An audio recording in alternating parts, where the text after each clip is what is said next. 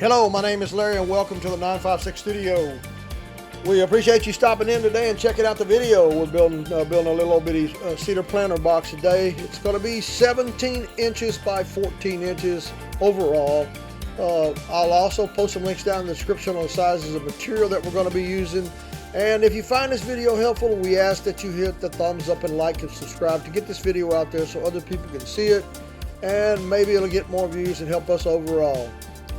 We're just a mom and pop shop, and we're out here struggling in this big world of YouTube, trying to compete against these big super YouTubers. Here you see that we're putting the corners together. You're going to use one small board, one bigger board out of the 4 sets that we have put together. And then we're going to be putting the sides inside of them. And make sure that you use glue on each fitting application or each piece that you put together before you put your brad nails in it. The brad nails are really not what's holding the project together. It's the glue, and the brad nails just secure it. The glue is really the agent or the product that keeps these planter boxes together. So make sure you use plenty of glue, and I'll be posting some links down in the description of the products that we're using, the type of brad nails, the gauge of the brad nail gun, the glue, etc. Anything that we might be using.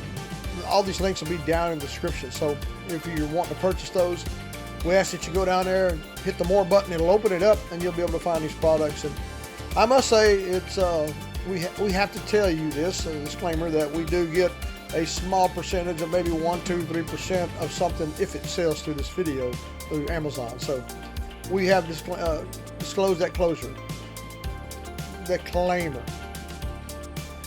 Okay, now we got one side of the box complete.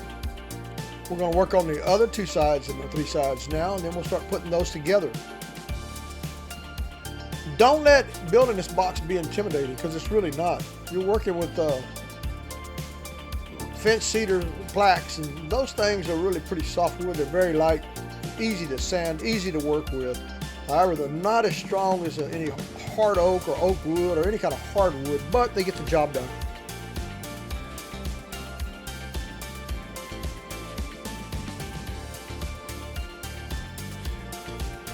Guys, also let me know what you think about this video having background music in it, and would you suggest I take it out and just leave the voiceover there, or would you say maybe tone down the music in the background and bring the voiceover that I'm currently editing up a little higher?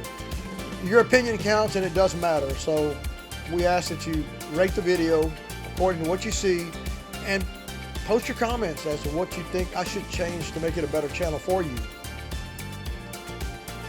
Oh, and by the way, if there's some content out there that we can make that you see that we don't have on the channel, hey, send it to us. Send us a message. Post it in the comments. We'll be glad to look into it and see if it's something we can make, and we'll try to make it simpler for you to build.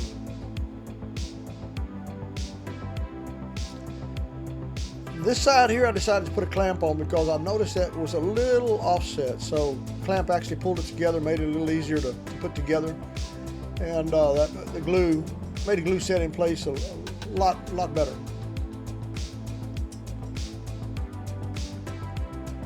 Also, when you're using your brad nail gun, make sure that you shoot the brad nails in the direction that you will not see them. Say, for instance, if you're using a longer brad nail and you're going from inside to out, make sure you don't use too long of one, because it'll protrude out on the outside and you may skim your fingers up on it when you're working and sanding. You'll definitely ruin your sanding disc.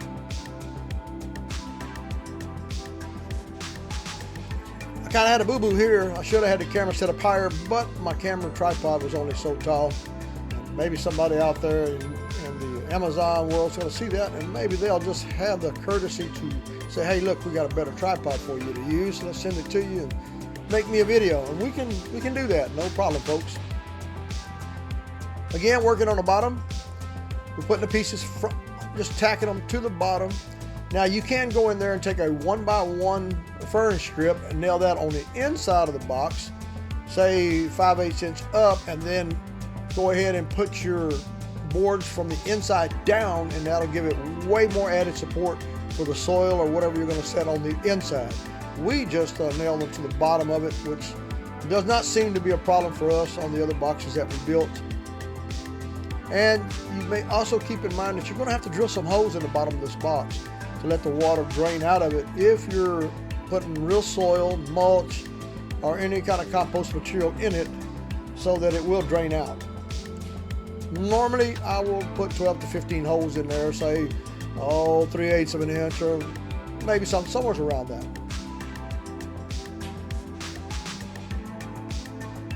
Also, watch, the box is a little wobbly. One of the legs is just a hair longer than the other ones, but you'll see later in the video I'll fix that with a 4.5 inch angle grinder with the sanding disc with the soft backing pad on it, and that will burn that wood right off of there, and we'll get that old box set perfectly flat and level. Now we're working on the top corners. You'll put these 4 pieces in here, cut them at a 45 degree. I'm using a little block on the outside to make sure it sets in there perfectly flush like it should. Just my alignment block. When you're cutting these 45s, also leave a little bit extra wood on there, so when you're fitting them up, you can shave them to get a perfect fit just like you saw there. Again, make sure you have plenty glue before you put your brad nails in it. And then you can go back with your finger and wipe the glue along the edges. Well guys, we hope that you're enjoying the video, and we hope that you hit the thumbs up, like, and subscribe, because you are the only way we have a chance of getting this video out there for other people to see it. And maybe those people are interested in building one just like this.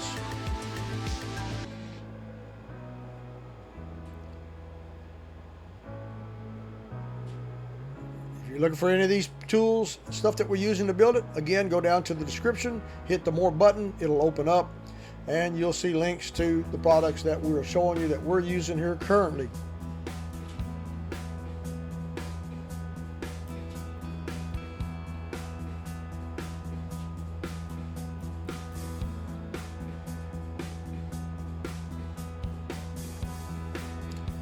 You know, I made 12, I don't know, 14, something like that of these boxes, and I painted one black.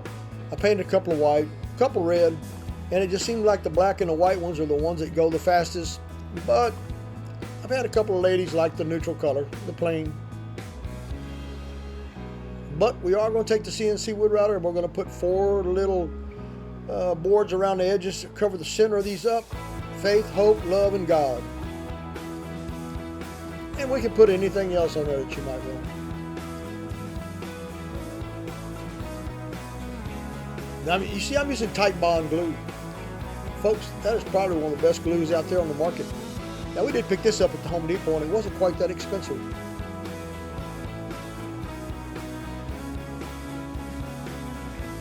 If you've never used a brad nailer, you don't know what you're missing. These things really speed up the woodworking process tremendously and super fast.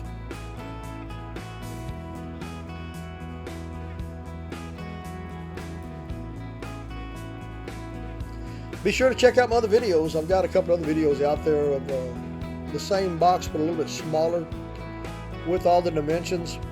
And I will, like I stated earlier, put the dimensions down in the description below.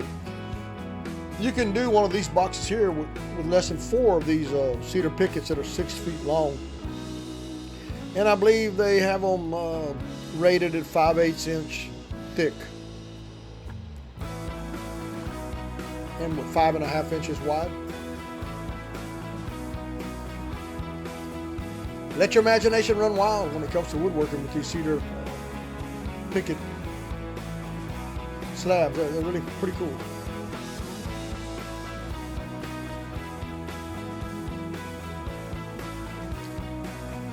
You know, as a disabled veteran, this really is kind of my form of therapy. I know it might not be the most professional video, but it's what I can do with what I have in the situation I'm in.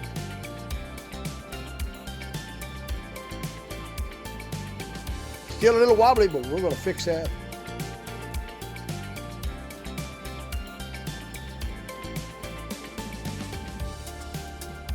Looky there, we got it flat. That old Makita grinder right there has been in my family for, oh my God, 12, 13 years. One day it's going to play out.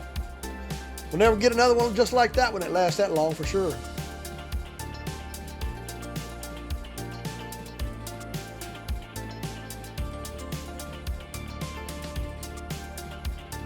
Now, as we're getting closer to the end of the video, you're going to see that I'm working on a pendant light for a friend of mine, made out of a piece of mesquite. And it's a very old vintage piece. It's well over 80 years old. And I've got some pendant lights. It's upside down currently, and you're fixing to start seeing out here very quickly. So you'll flip it back up. It's got 2 ropes that's going to be holding it up from the ceiling, and then you're going to have the 4th pendant lights flop down. They're going to be adjustable. They're going to be putting that over their island kitchen. Give us about, maybe 20 seconds, and that should pop right up. And it's a very unique piece. But there's the box. Folks, thumbs up, like, subscribe. Hopefully we'll see you in our next video. Thanks for watching.